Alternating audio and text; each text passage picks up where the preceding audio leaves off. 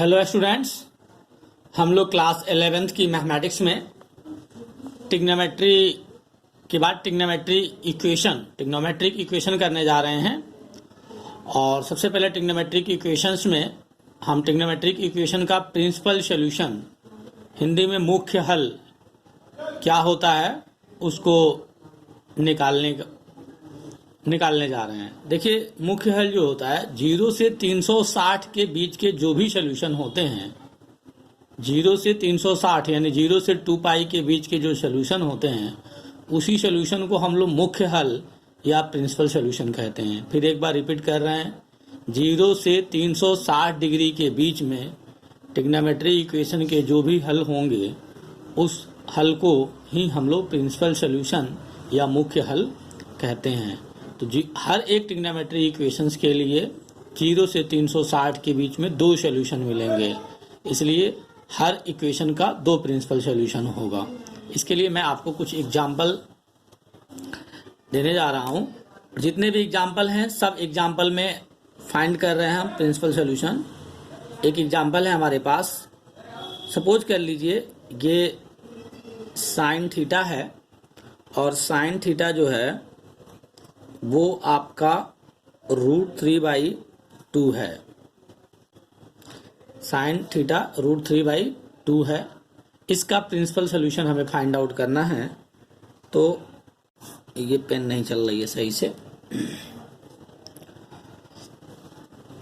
देखिए, ये हमारा क्वार्टर है और इस क्वार्टर में हम पूरा मूव करते हैं तो 0 से 360 के बीच में। सबसे पहले देखेंगे ये पॉजिटिव वैल्यू है, तो साइन थीटा की पॉजिटिव वैल्यू किस किस क्वार्टर में आएगा, तो फर्स्ट क्वार्टर और सेकंड क्वार्टर में आएगा। किस में आएगा? फर्स्ट और सेकंड क्वार्टर। मैं बता दूं, फर्स्ट क्वार्टर के लिए हम लोग थीटा यूज करेंगे, theta equal to alpha use कर लीजिए, थीटा इक्वल टू अल्फा, और दूसरा पाई माइनस अल्फा यूज करेंगे। थर्ड क्वार्टर के लिए आप याद रखें पाई प्लस अल्फा यूज करेंगे, और फोर्थ क्वार्टर के लिए आप 2 पाई माइनस अल्फा यूज करेंगे। तो ये 4 रिजल्ट आपको यूज करना है। तो साइन थीटा इक्वल टू √3/2 है, तो अल्फा और पाई माइनस अल्फा। अब यहाँ पे आ जाएंगे हम लोग कि साइन ये थीटा है और √3/2 साइन में कितने की वैल्यू होती है, तो √3/2 साइन में आपको 60 डिग्री की वैल्यू होती है और इसको रेडियन में लिखना है। और 60 डिग्री को रेडियन में चेंज करेंगे तो यह रफ कर रहे हैं, रफ पाई इंटू 180 कर देंगे तो ये कैंसिल होकर के π/3 रेडियन आता है, π/3 रेडियन आता है। तो साइन थीटा इक्वल टू ये आप लिख देंगे साइन π/3।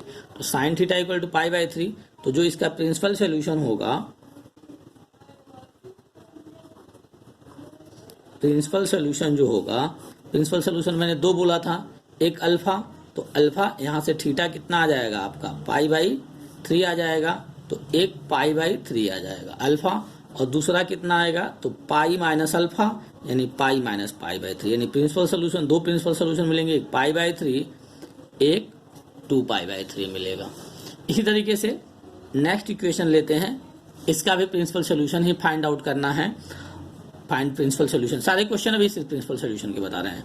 यहाँ मान लीजिए कि आपको दे दिया गया है कॉस थीटा, और कॉस थीटा दे दिया गया है 1/2, कॉस थीटा दे दिया गया है 1/2। इसका प्रिंसिपल सॉल्यूशन फाइंड आउट करना है। तो फिर वही क्वार्टर में आएंगे। अब देखेंगे कॉस पॉजिटिव कहाँ कहाँ होता है। ये देखिए कॉस पॉजिटिव कहाँ कहाँ होता है, तो कॉस यहाँ पे पॉजिटिव होता है और फोर्थ क्वाड्रेंट में पॉजिटिव होता है, और इसके लिए अल्फा होता है और इसके लिए 2 पाई माइनस अल्फा होता है। अब आराम सोल्यूशन पे आ जाएंगे।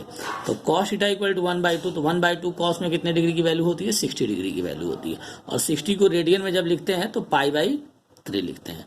तो यहाँ से फिर हम लोगों को मिल गया cos theta equal to cos π/3। यहाँ से जो आपकी थीटा की वैल्यू आएगी वो आ जाएगी π/3। देयरफॉर हमें निकालना क्या है, तो प्रिंसिपल सोल्यूशन निकालना है। तो जो प्रिंसिपल सोल्यूशन आएगा, प्रिंसिपल सोल्यूशन 2 होता है, एक अल्फा और दूसरा 2 पाई माइनस अल्फा। तो π/3 एंड 2 पाई माइनस π/3, यानी फाइनल आंसर जो आएगा, एक आंसर π/3 आ जाएगा और दूसरा 6 पाई में से पाई निकल जाएगा, तो 5 π/3 आ जाएगा। देखिए नेक्स्ट ले रहे हैं, नेक्स्ट ले रहे हैं हम tan थीटा। तो tan थीटा इक्वल टू आप चाहें तो √3 ले लें, tan थीटा इक्वल टू √3। इसका प्रिंसिपल सोल्यूशन निकालना है। तो फिर tan के लिए हम यहाँ पे क्वार्टर बना रहे हैं। क्वार्टर में देखिए tan कहाँ कहाँ पॉजिटिव होता है, यहाँ और यहाँ tan पॉजिटिव होता है। तो इसके लिए अल्फा होता है और यहाँ पे कितना आ जाता है, पाई प्लस अल्फा आ जाता है। अब इसका कैलकुलेशन करते हैं। तो tan थीटा इक्वल टू √3 है, tan थीटा इक्वल टू √3 है। तो tan थीटा, अब देखते हैं √3 tan में कितने का मान होता है। तो tan 60 का होता है और 60 को रेडियन बदलेंगे तो π/3 लिखेंगे। तो ये भी आया tan π/3। ठीक, तो यहाँ से जो हम लोग की थीटा की वैल्यू निकली, दिस इम्प्लाई थीटा, जो थीटा की वैल्यू आ गई वो कितनी आ गई, π/3। तो जो हम लोग का प्रिंसिपल सोल्यूशन आएगा,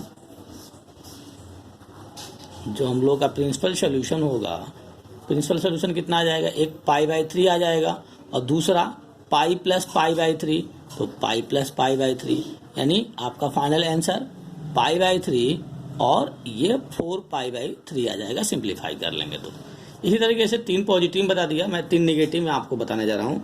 नेक्स्ट एग्जाम्पल, ये एग्जाम्पल ही है।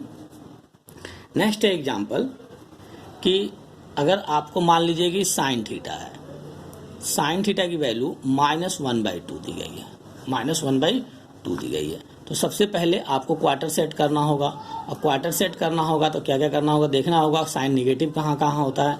तो साइन निगेटिव सेकंड कोऑर्डिनेट में होता है और फोर्थ कोऑर्डिनेट में होता है। तो सेकंड कोऑर्डिनेट जो आएगा आपका वो पाई प्लस अल्फा होगा और थर्ड कोऑर्डिनेट जो आएगा वो 2π माइनस अल्फा होगा। तो अल्फा, अब माइनस से आप कोई मतलब न रखिए, आप यहाँ समझ लीजिए कि आपकी वैल्यू कितनी आएगी। तो साइन थीटा इक्वल टू -1/3 है, 1/2 है। तो साइन थीटा इक्वल टू, अब 1/2 साइन में कितने की वैल्यू आ जाती है, तो रफ में आप यहाँ पे लिख सकते हैं, निगेटिव से कोई मतलब नहीं है, निगेटिव से कोई मतलब नहीं है, अल्फा आप पता कर लीजिए। तो 1/2 कितने की वैल्यू होती है, 30 की, और 30 कितना होता है, तो π/3, π/6 हो जाएगा। 30 कितना आ जाएगा, π/6 आ जाएगा। तो यहाँ से जो प्रिंसिपल सोल्यूशन आएगा आपका, सीधे जो प्रिंसिपल सोल्यूशन होगा वो क्या क्या होगा, एक तो पाई प्लस अल्फा होगा और दूसरा 2π माइनस अल्फा होगा। तो पाई और अल्फा की वैल्यू कितना निकाल चुके हैं, π/6 और 2π माइनस π/6। इसको सिंप्लीफाई कर लेंगे तो यह आ जाएगा 7π/6 और कामा 6 दूना के 12, 11π/6। नेक्स्ट एग्जाम्पल है, मान लीजिए कि आप लिखते हैं simple cos theta equal to -1/2, cos theta equal to -1/2। इसका प्रिंसिपल सोल्यूशन निकालना है, सारे क्वेश्चन का प्रिंसिपल सोल्यूशन निकालना है। तो आपको सबसे पहले पता होना चाहिए कि cos निगेटिव कहाँ कहाँ होगा। तो cos सेकंड कोऑर्डिनेट में निगेटिव होगा, थर्ड में निगेटिव होगा, और सेकंड के लिए जो मैंने बताया था उसको लेना है पाई माइनस अल्फा और थर्ड के लिए लेना है पाई प्लस अल्फा। अब सबसे पहले आपको अल्फा ढूंढना है। अब माइनस से आपको कोई मतलब नहीं, माइनस के लिए आपने क्वार्टर सिलेक्ट कर लिया। अब 1/2 cos में कितने की वैल्यू होती है, तो 1/2 cos में 60 डिग्री की वैल्यू होती है, यानी जो अल्फा आया वो कितना आ जाएगा, π/3 हो जाएगा। 60 को रेडियन में π/3 लिखते हैं। यहाँ से जब आप प्रिंसिपल सोल्यूशन निकालेंगे, देयरफॉर प्रिंसिपल सोल्यूशन जो होगा वो प्रिंसिपल सोल्यूशन कितना आ जाएगा, एक तो आ जाएगा पाई माइनस अल्फा और दूसरा आ जाएगा कामा में पाई प्लस अल्फा। तो यहाँ से पाई और माइनस अल्फा की वैल्यू कितनी है, π/3 और कामा पाई प्लस π/3। तो इसका आ जाएगा 3π में से पाई निकल जाएगा, 2π/3 और 3π आपका आ जाएगा ये 4π/3। Thank you student.